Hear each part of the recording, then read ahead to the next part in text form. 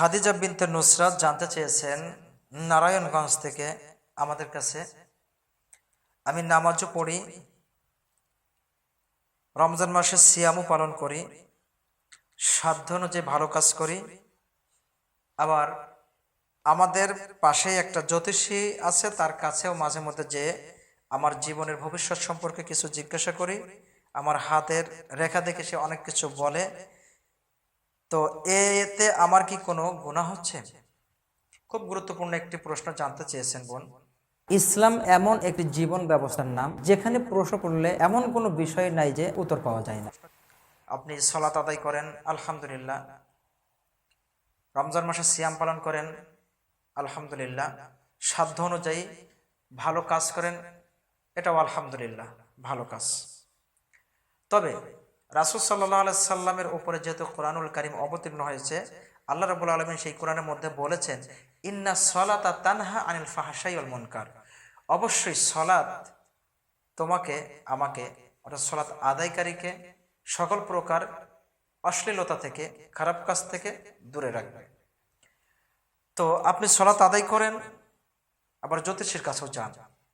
এই বিষয়টা আমরা একটু হাদিসের আলোকে, কোরআনের আয়াতের আলোকে বোঝানোর চেষ্টা করছি। ধীর স্থির বিবরণ নিয়ে বোঝার চেষ্টা করবেন ইনশাআল্লাহ।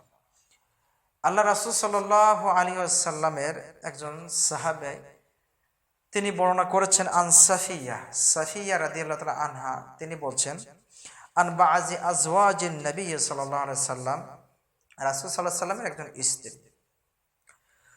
বলছেন, রাসূল সাল্লাল্লাহু আলাইহি সাল্লাম বলেছেন, ক্বালান নবী সাল্লাল্লাহু আলাইহি ওয়াসাল্লাম, রাসূল সাল্লাল্লাহু আলাইহি সাল্লাম বলেছেন, মান আতা আররাফান, যেই ব্যক্তি কোনো জ্যোতিষীর কাছে গেল, যেই ব্যক্তি কোনো গণকের কাছে গেল, ফাসআলাহু আন শাইইন, তার কাছে কোনো কিছু জানতে চাইল, লাম তুকবাল লাহু সালাতুন আরবাঈনা লাইলা, তার 40 দিনের কোনো সালাত কবুল হবে না।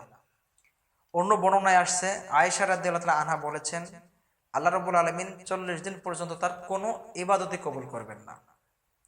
তাহলে আল্লাহ রাসূল সাল্লাল্লাহু আলাইহি ওয়াসাল্লামের এই হাদিসের থেকে আমরা স্পষ্ট জানতে পারছি, যদি বোন আপনি সালাত আদায় করে থাকেন, আবার জ্যোতিষীর কাছেও যান, তাহলে জ্যোতিষীর কাছে গেলে আপনার সালাত কবুল হচ্ছে না, একদিন গেলে 40 দিনের।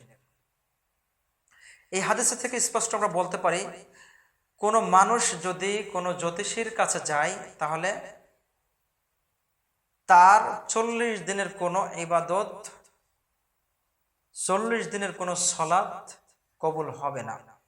তাহলে এই অবস্থায় যদি একজন জ্যোতিষীর কাছে যাওয়া ব্যক্তি মারা যায়, তাহলে তার অবস্থাটা কি হবে একটু অনুধাবনযোগ্য।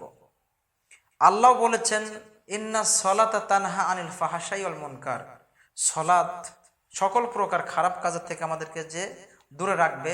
বোন, আপনাকে অনুরোধ করব, হয়তো আপনার সলাত নবীজির সলাতের মতো আদায় হচ্ছে না, আপনি ধীর স্থির ভাবে দাঁড়াবেন, ধীর স্থির ভাবে আপনি কিরাত কোরআনের থেকে তেলাওয়াত করবেন, রুকু করবেন ধীর স্থির ভাবে, সেজদা করবেন ধীর স্থির ভাবে, সেজদায় বেশি বেশি দোয়া করবেন, আল্লাহর কাছে তওবা করুন, যা অতীত হয়ে গিয়েছে করে ফেলেছেন, আল্লাহর কাছে একনিষ্ঠ মনে তওবা করুন, ইনশাআল্লাহ আল্লাহ রাব্বুল আলামিন মাফ করবেন। আল্লাহ রাব্বুল আলামিন আমাদের গুনাহ অবশ্যই মাফ করবেন, এটা আমরা দৃঢ়ভাবে বিশ্বাস করি, আশা রাখি। আশা করি উত্তরটি বুঝতে পেরেছেন। তোমরা যা জানো না তা তোমরা জেনে নাও। আল্লাহ সুবহানাহু ওয়া তাআলা এই মর্মে বলেছেন, ফাসআলু আহলা যিকরি ইন কুনতুম লা তা'লামুন।